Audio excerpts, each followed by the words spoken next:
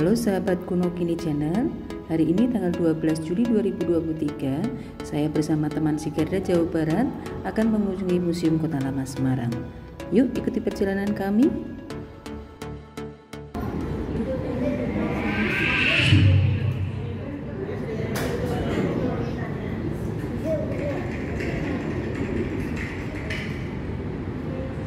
Sudah sejak lama, wilayah Nusantara menjadi primadona bagi bangsa-bangsa lainnya.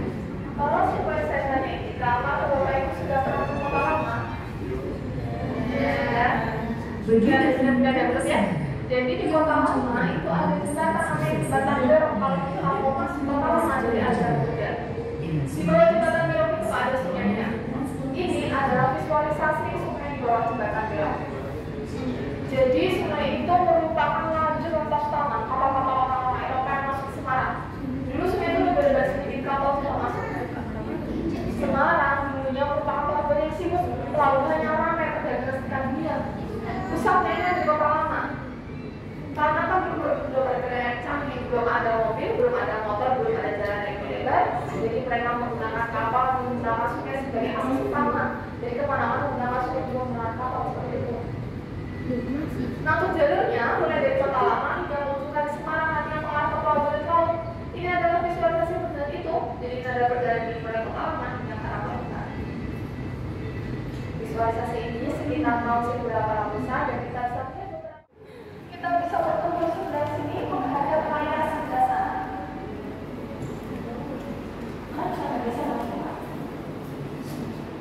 Kita menghadap layar.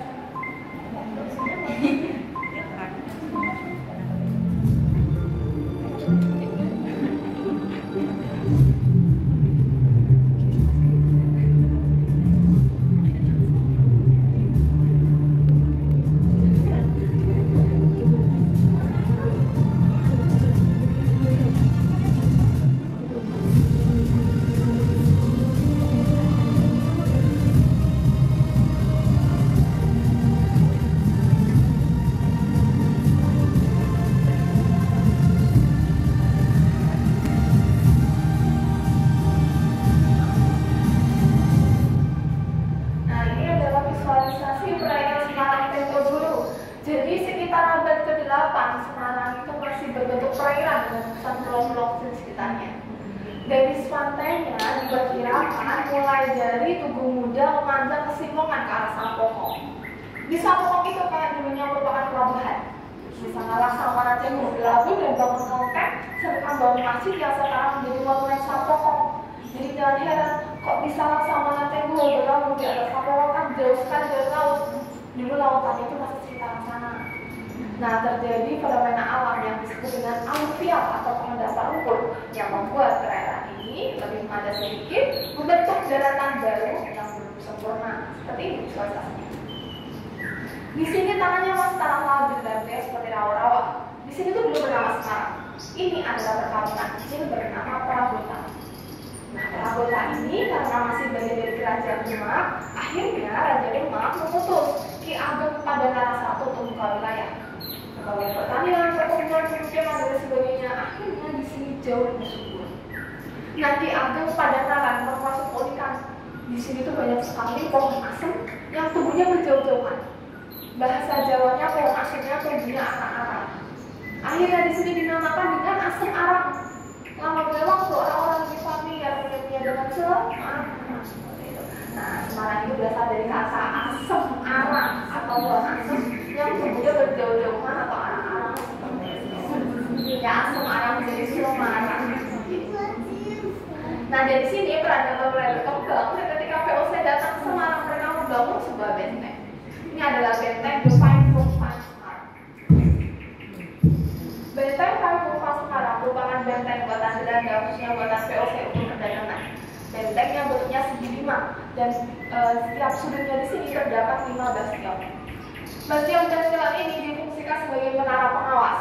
Setiap bastion diberi nama seperti kota-kota yang ada di Belanda, seperti Bastion Amsterdam, Bastion Busschoten, Bastion Zielen, Amsterdam, dan Utrecht. Nah, fungsi utama dari benteng ini adalah sebagai pusat atau center perdagangan VOC di Kota Semarang. Nah, tadi kan menyebutkan bahwa Semarang menjadi pelabuhan sibuk. pelabuhannya Karo pedagang sekitar dunia.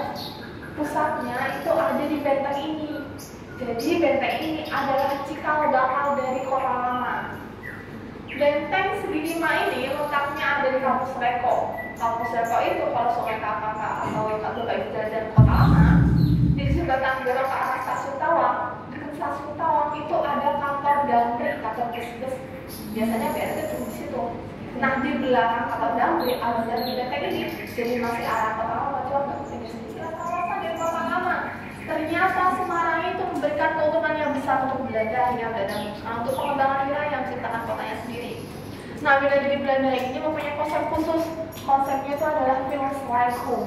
Jadi Belanda pengen punya kota, pengen punya wilayah yang seperti ada di Amsterdam, dan akhirnya terciptalah kota lama. Jadi kota lama itu dijuluki sebagai The Netherlands atau Belanda kecil karena memang arsitekturnya dan juga desainnya khas banget dengan Belanda. Nah, tahun 1743 benteng segi 5 dihancurkan dan diganti dengan benteng kota atau tembok yang mengelilingi area kota lama. Saat itu terjadi peristiwa bernama peristiwa Geger Pecinan. Jadi Geger Pecinan saat itu adalah peristiwa perlawanan dari etnis Tionghoa dan juga etnis Pribumi yang dipimpin oleh Sunan Aning atau Sunan Kuning melawan Belanda. Karena saat itu perlawanan cukup lama, 3 tahun dari tahun 1740 hingga 1743. Akhirnya Belanda memutuskan membangun tembok kota atau tembok yang mengelilingi area kota lama sebagai perlindungan saat itu untuk melindunginya. Jadi kota lama benar kota tertutup dikelilingi tembok besar. Ekonomi, peradaban, juga perdagangan hanya terpusat di dalam benteng jadi terasa seperti itu. Nah, tembok kota hingga juga dihancurkan tahun 1824 karena saat itu pemerintah Belanda ini mengembangkan wilayah. Setelah dihancurkan, kota lama dan kota tertutup akhirnya menjadi kota terbuka, ekonomi merata, dan ini adalah visualisasi kota lama saat ini. Ini di area Taman Sri Gunting di Desa Gereja Bener. Monggo silakan mau foto mau dokumentasi, silakan seluruh ruangan ini dipersilakan, di depan juga boleh, di dalam juga boleh. Setelah ini ada penerapan teknologi IMEX. Sejarah kota Semarang dimulai tahun 1547 dan berakhir tahun 1949. Karena ini panjang, ini dibagi menjadi 3 fase, yaitu pra kejayaan kota lama, puncak dari kota lama, dan pasca kejayaan dari kota lama. Pra kejayaan kota lama dimulai tahun 1547, saat itu Semarang ditingkatkan menjadi setingkat kabupaten. Yang meresmikan adalah raja dari kerajaan Pajang. Saat itu Semarang sudah bukan lagi bagian dari kerajaan Demak. Raja Pajang, Sultan Hadiwijaya, akhirnya meresmikan Semarang setingkat kabupaten pada tanggal 2 Mei 1547 dengan bupati pertama Semarang, yaitu Ki Ageng Pandana II atau anak dari Ki Ageng Pandana I yang tadi membuka wilayah. Hari itu, 2 Mei 1547 menjadi hari jadinya kota Semarang. Kota Semarang lahir ketika sudah ada bupatinya, bukan saat bukan wilayahnya atau saat pemberian namanya seperti itu. Habis 100 tahun kemudian, pada tahun 1645, di sini Semarang sudah bukan lagi bagian dari kerajaan Pajang. Semarang bagian dari kerajaan Mataram Islam, dan Mataram Islam sudah bekerja sama dengan Belanda dalam bidang perdagangan. Tahun 1656 terbentuk aliansi antara Trunojoyo, seorang bangsawan dari Madura, dengan Amangkurat II yang saat itu masih menjadi putra anak kota dari kerajaan Mataram Islam. Aliansi ini terbentuk untuk melakukan perlawanan terhadap Amangkurat I yang saat itu masih menjadi raja kerajaan Mataram Islam. Tahun 1674 perlawanan di Trunojoyo ini menyebar sampai Surabaya dapat dikuasai oleh Trunojoyo. Tapi aliansi 2 orang ini, Trunojoyo dengan Amangkurat II, pecah sehingga mereka berpisah jalan. Tahun 1676 perlawanan Trunojoyo semakin menyebar lagi di kota dari Mataram Islam, yaitu Semarang. 1799 VOC akhirnya dibubarkan karena bangkrut. Semarang akhirnya diserahkan ke pemerintah kolonial Belanda. Tapi tidak lama diserahkan ke pemerintah kolonial Belanda, Semarang malah dikuasai oleh Inggris tahun 1811 hingga 1816, 5 tahun saja. Tahun 1816 diserahkan kembali dari Inggris ke Belanda. 1824 tembok yang mengelilingi area kota lama dihancurkan. Kita masuk ke puncak kejayaan dari kota lama. Jadi maksudnya puncak kejayaan itu apa? Jadi saat itu kota lama menjadi kota yang sangat maju, kota yang sangat modern pada zamannya. Buktinya cukup banyak, mulai dari dibangunnya kantor pos, surat kabar beredar, mata uang beredar, dan puncaknya adalah dibangunnya rel kereta api pertama kali di Indonesia dan di dunia itu. Jadi pertama kali kereta api muncul itu di Semarang.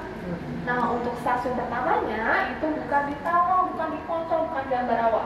Stasiun pertamanya ada di Kelurahan Kemijen, dekat pelabuhan area Tambak-Sari dengan nama Stasiun Semarang.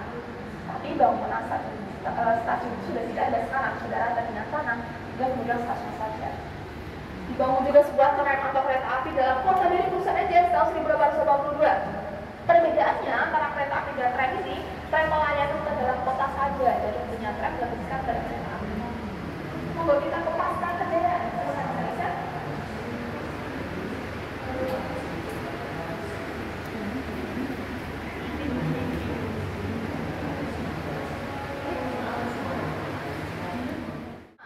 Karena kan banyak fasilitas yang dibangun di Kota Lama tadi membuat Kota Lama area Semarang Tengah menjadi semakin padat penduduk. Nah, ini membuat area Semarang Tengah menjadi semakin kumuh dan kotor. Akhirnya Belanda memutuskan untuk pengembangan wilayah. Nah, pengembangan wilayah ini ada di area Semarang Selatan dan Semarang Barat. Tujuan lain pengembangan wilayah ini adalah untuk meratakan kemajuan di area kota Semarang, jadi tidak terpusat di area Semarang Tengah saja. Ekspansinya cukup banyak, mulai dari dibangunnya gedung pemerintahan ini di area Glodok, sekarang menjadi Jalan Pandenaran. Kota Semarang menjadi tuan rumah pameran koloni nasional, ini di area Polda. Dimulainya program perumahan Gabungan Saruda ini di area Gajah Mungkur. Dibangun sebuah bandar udara di Semongan. Sebuah gedung pemerintahan ini juga di Bojong, ini satu kawasan.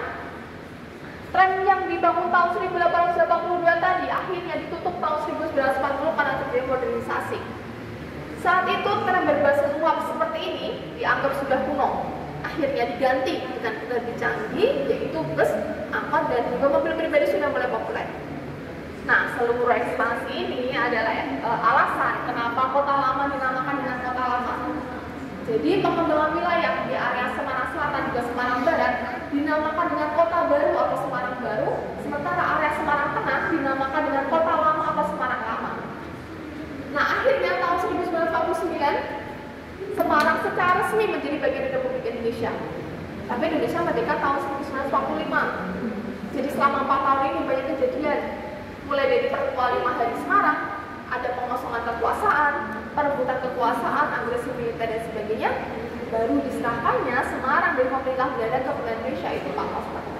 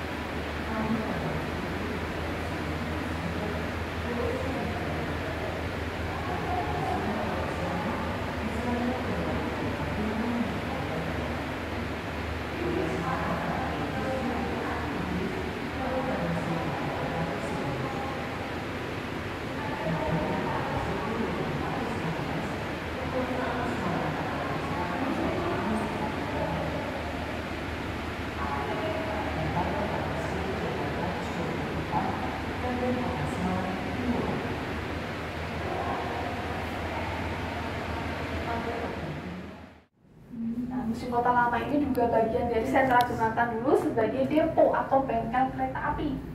Seperti ini potretnya Museum Kota Lama dulunya. Dan di bawah ini merupakan peta dari kereta apinya. Nah, titik merah di sini, Kak. Titik merah di sini adalah tempat di mana kereta itu dibersihkan atau diperbaiki dulu saat zaman Belanda. Situs ini masih ada sampai sekarang. Ada di bawah kaca ini. Silahkan. Sebelah sana, sebelah pojok kiri. Karena merupakan tempat di mana kereta itu dibersihkan atau diperbaiki dulu saat zaman Belanda. Yang bentuknya seperti kotak seperti ini. Nah, dia kan bentuknya seperti ini ya, kayak itu merupakan ujung dari kereta apinya. Relnya memanjang ke arah stasiun. Stasiunnya itu ada di nomor sebelah, belakang nomor sebelah merah masuknya sekarang di ujung. Ya, stasiunnya di sana. Cara memulai kereta apinya, kereta itu dia naik sedikit ke atas tempat ramai kata ini, lalu dibersihkan dan diperbaiki lalu dibawa. Nanti di tengah ini ada tandanya untuk turun. Jadi gambarnya seperti di mobil. kakinya, sertifikatnya rem, itu dia dinaikkan sedikit dan teknisnya full terbagi volume bawah.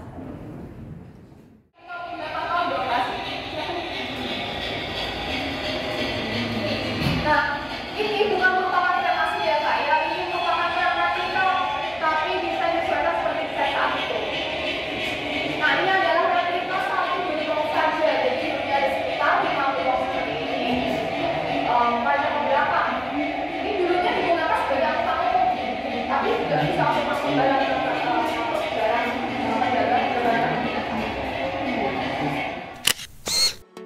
Nah, demikian tadi yang sedikit terekam dalam kamera saya. Tentu saja akan lebih mengasihkan jika teman-teman datang sendiri ke Museum Kota Lama dan menyaksikan perjalanan waktu terbentuknya Kota Lama Semarang. Jangan lupa pilih jadwal kalian melalui aplikasi Lunpia. Terima kasih atas perhatiannya dan tunggu tayangan Kuno Kini Channel berikutnya.